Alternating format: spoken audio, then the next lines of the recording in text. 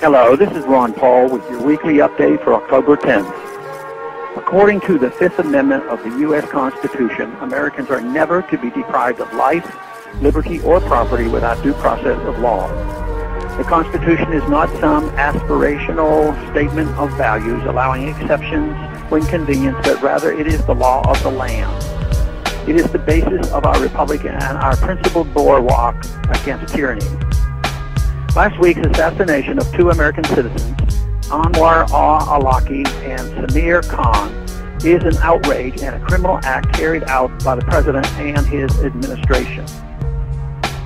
If the law protecting us against government-sanctioned assassination can be voided when there is a really bad American, is there any meaning left to the rule of law in the United States?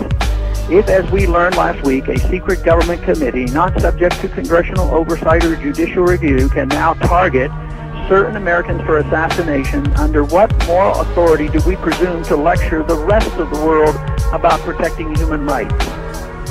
Didn't we just bomb Libya into oblivion under the auspices of protecting the civilians from being targeted by their government?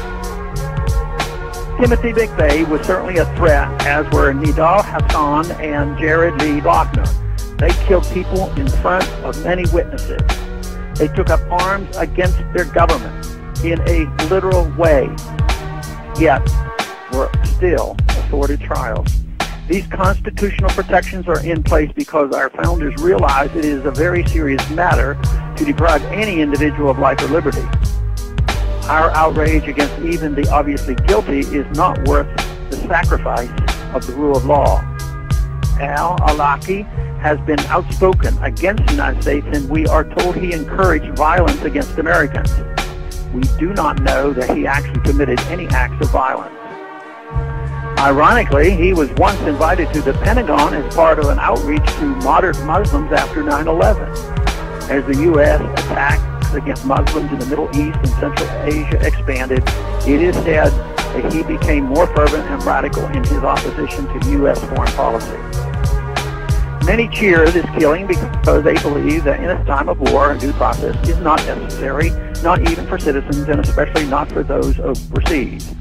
However, there has been no formal declaration of war, and certainly not one against Yemen. The post-9/11 authorization for force would not have covered these two Americans because no one is claiming that they had any connection to that attack. Al-Awlaki was on a kill list compiled by a secret panel within the President Obama's National Security Council and Justice Department. How many more American citizens are on that list? They won't tell us. What are the criteria? They won't tell us. Where is the evidence? They won't tell us. Al-Awlaki's father tried desperately to get the administration to at least allow his son to have legal representation to challenge the kill order. He was denied.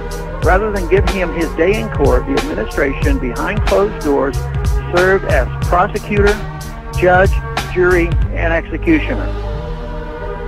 The most worrisome aspect of this is that any new powers this administration accrues will serve as precedents for future administrations.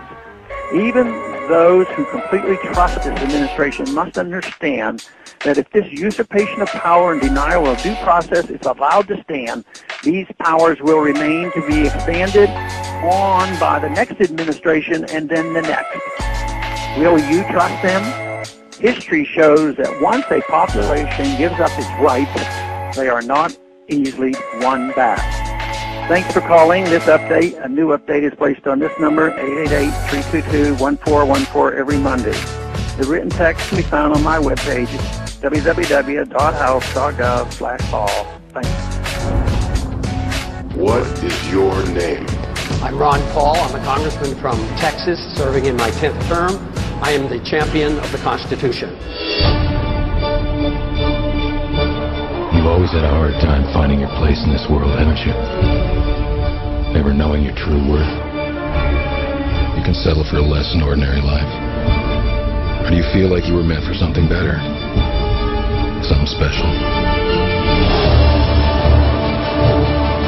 You will always be a child of two worlds, and fully capable of deciding your own destiny. The question you face is, which path will you choose?